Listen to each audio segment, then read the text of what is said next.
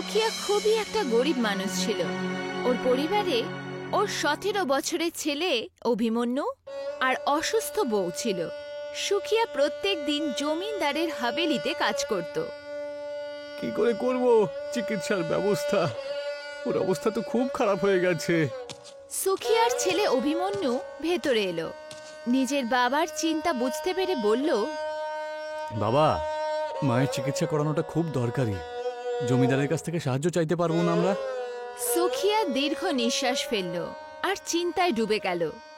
সুখিয়া আস্তে আস্তে হাভেলির দিকে এগোলো আর ভেতরে দেখল জমিদার আরাম করে চেয়ারে বসেছিল আর গ্রামের লোকেরা কাজ করছিল। সুখিয়া ঝুঁকে ওর কাছে গেল। মালিক, কিছু সাহায্য লাগবে। আমার বউয়ের অবস্থা খুব খারাপ। কিছু পয়সা পেয়ে গেলে একটু চিকিৎসা করাতে পারতাম। জমিদার ওর কথা শুনে হাসলো আর সবার সামনে ওকে অপমান করা শুরু করলো। সুখিয়া, তোমার পয়সা লাগবে? নিজের বাবার ঋণ তো আজ অব্দি শোধ করতে পারলে না তুমি, আর এখন তুমি আমার কাছ থেকে আবার পয়সা চাইছো? আরে তো লজ্জা করে না? গ্রামবাসীরাও জমিদারের কথায় হাসতে লাগলো। মালিক, অবস্থা খুব খারাপ। আমি আপনাকে সুদ সমেত সবকিছু ফিরিয়ে দেব, শুধু এই সময় আমাকে একটু সাহায্য করুন। আরে তুই কি এমন জাদু করবি যে সুদ সমেত আমাকে পয়সা ফেরত দিবি? গরিব কোথাকার। তোর বাপও এইভাবেই পরিশ্রম করতে করতে মারা গেছে, আর তোকে ওর মতনই বাঁচতে হবে আর মরতে হবে, বুঝতে পেরেছিস? জমিদারের কঠিন শব্দে সুখিয়ার চোখে জল চলে এলো আর ও চুপচাপ সেখান থেকে চলে গেল।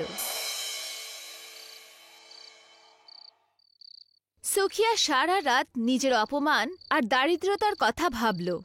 জমিদারের দ্বারা সবার সামনে করা অপমান ওর মনে খুব আঘাত দিয়েছিল। এটাই কি জীবন আমার তাহলে? বাবার ঋণ শোধ করতে করতে আমার প্রাণ বেরিয়ে যাবে। না নিজের ছেলের খেয়াল রাখতে পারছি আমি, আর না আমার নিজের বউয়ের। নিজের অপমান আর দারিদ্রতার দুঃখে ডুবে যাওয়া সুখিয়া রাতে নিজের নিঃশ্বাস ত্যাগ করল। ওর পরিবারের ওপরে একটা কালো ছায়া আর দুঃখের পাহাড় ভেঙে পড়ল। অভিমন্যু নিজের বাবার দেহ দেখে ফুপিয়ে ফুপিয়ে কাঁদল। বাবা, আমাদের একা ছেড়ে দিয়ে কেন চলে গেলে? গ্রামবাসীরা সহানুভূতির সাথে ওকে দেখল।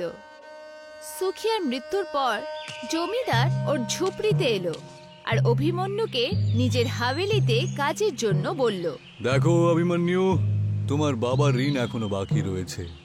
তুমি যদি শোধ দিতে চাও তাহলে আমার হাভেলিতে কাজ করতে হবে তোমায়। তুমি প্রস্তুত তো? আজ্ঞে মালিক, আপনি যেমনটা বলবেন। ধার শোধ করার জন্য অভিমন্যু জমিদারের হাভেলিতে কাজ করা শুরু করলো। অভিমন্যু ঝাড় দিচ্ছিল, তখনই ঘরে রাখা আইফোনের ঘন্টি বাজলো।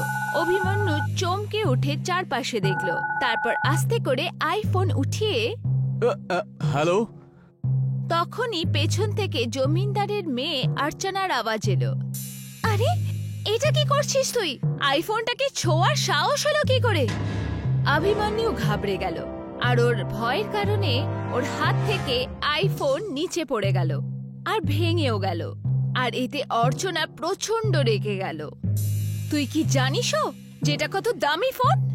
গরিব কথাকার, তোর এত সাহস! বেবি মেম সাহেব, আমি ভুল করে ফেলেছি, প্লিজ আমায় ক্ষমা করে দিন। অর্চনা রেগে গিয়ে জমিদারকে ডাকলো।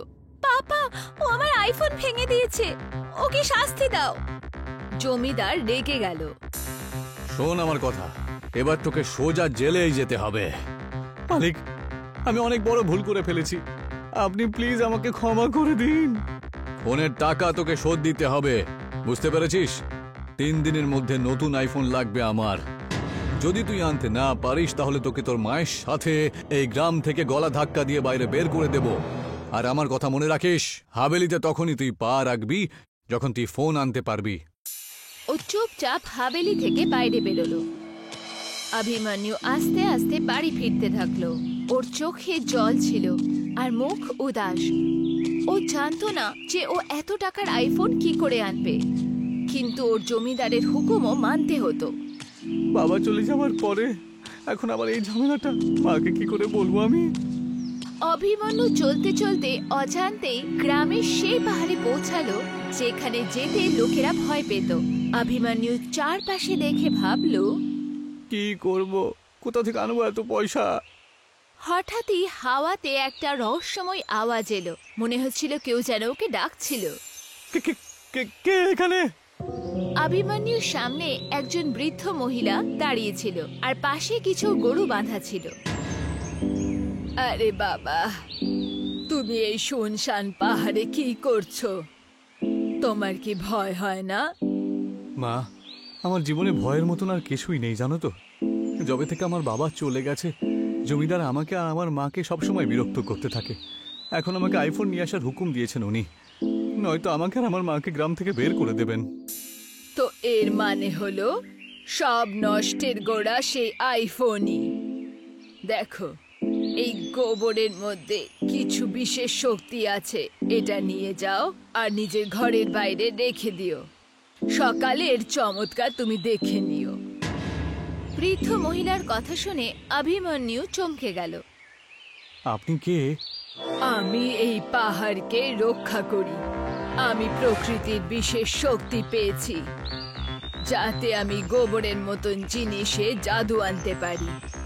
এই নাও, এটা তোমার কাজে আসবে। এটা তুমি সৎ কাজের জন্য ব্যবহার করো। অভিমন্যু গোবরের শুকনো মণ্ডপ নিয়ে ঘরের দিকে এগোলো।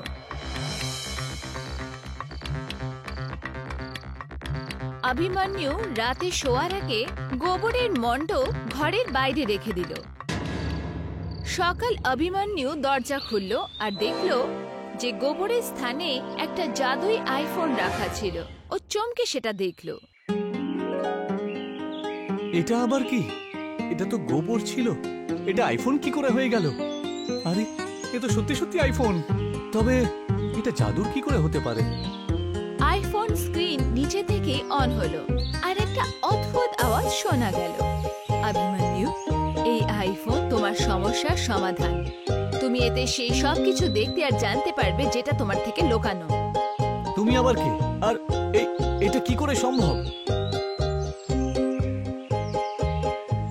আমাকে ওই বৃদ্ধ মহিলা তোমাকে সাহায্য করার জন্য পাঠিয়েছে। আমি তোমার সাহায্য করব। তাহলে কি এটা সাহায্যে আমি নিজের বাবা আর দাদুর সাথে যা হয়েছে তা সত্যিটা জানতে পারবো? হ্যাঁ, কিন্তু তোমাকে সাহস রাখতে হবে। এই আইফোন তোমাকে সেই সব ঘটনা দেখাবে যেটা জমিদার তোমার পরিবার আর গ্রামের লোকেদের সাথে করেছে। আর আইফোনে একটা ভিডিও প্লে হলো যেখানে ওর বাবা আর দাদুকে জমিদার ধমকাচ্ছে। জমিদার বাবু, আপনার সেবায় তো আমরা কোনো রকম খামতি রাখিনি, তাহলে আপনি আমাদেরকে কেন এমন কষ্ট দেন? এই জমি এখন আমার, বুঝলে? আর তোমাকে এর মধ্যে কাজ করতে হবে, শুধু পরিশ্রম করে কাজ করবে। তোমার ঠাকুর দাদারা আমার গোলাম ছিল, এখন তুমিও করবে, বুঝতে পেরেছো? এটা এই জমিদার আমাদের পরিবারের সাথে কি করেছে? হ্যাঁ, এইভাবে আমাদেরকে কষ্ট দিয়েছে ও। তোমাকে এখন জমিদারের সত্যি কথা লোকেদের কাছে পৌঁছাতে হবে, যাতে তারা সবাই জাগরুক হতে পারে। অভিমন্যু আইফোন নিয়ে গ্রামবাসীদের মাঝখানে এলো। শোনো সবাই তোমরা, আজকে আমি তোমাদের সবাইকে সেটা দেখাতে চাই যেটা আজ অব্দি আমাদের কাছে গোপন ছিল। এই জমিদার আমাদের পূর্বপুরুষদের সাথে কিরকম অত্যাচারটাই না করেছে, কি ধরনের অত্যাচারটাই না করেছেন। ও আইফোন দিয়ে ভিডিও প্লে করলো যেখানে জমিদার গ্রামবাসীদের অধিকার মারতে দেখা দিল। এটা কি আমাদেরকে ঠকানো হয়েছে? আমরা তো সব সময় আমাদের কষ্টের অধিকার চেয়েছি, আর উনি আমাদের জমি আর ফসল কেড়ে নিয়েছেন। হ্যাঁ, এখন সময় এসে গেছে যে আমরা অন্যায়ের প্রতিবাদ করব। আর এই জাদুর আইফোনটা আমাদের প্রত্যেকটা প্রমাণ দিতে পারে।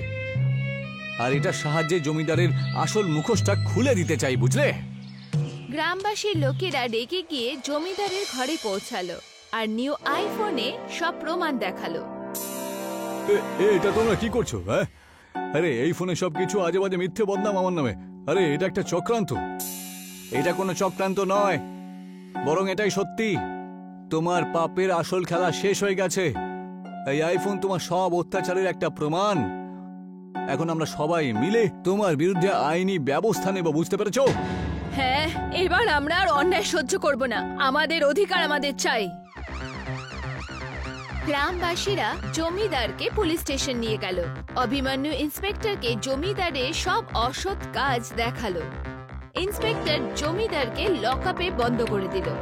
অভিমন্যু জমিদারের দিকে তাকিয়ে বলল, তুমি আমাদের পরিবার আর গ্রামের লোকেদের অধিকার মেরে দিয়েছো, কিন্তু এই জাদুর আইফোনটা আমাদের সব সত্যি দেখিয়ে দিয়েছে। এখন থেকে গ্রামের সমস্ত লোক স্বাধীন। এই জাদুই আইফোন সত্যি আমাদের কাছে আশীর্বাদের মতন। ধন্যবাদ অভিমন্যু। না, এটা আমাদের একতা আর ন্যায়ের শক্তি, বুঝলে?